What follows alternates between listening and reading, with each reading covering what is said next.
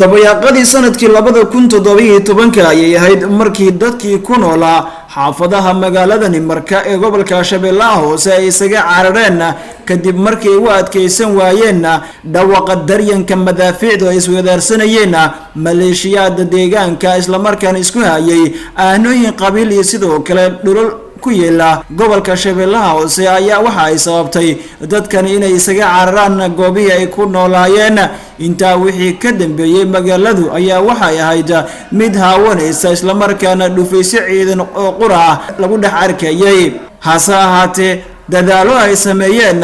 odayaasha dhaqanka ee labada dhinac iyo ururada bulshada rayidka ee gobolka Shabeellaha Hoose iyo sidoo kale mas'uuliyiin ka tirsan dowlad goboleedka Koonfur Galbeed Soomaaliya ayaa waxa lagu guuleystay in labada dhinac la dhex dhigo heshiis xabad joojineed waxaana magaaladu maalmihii ugu dambeeyay ku soo laabanayay dadkii ayagu isaga cararay dhawaqa rasaasta ay isweydaarsanayaan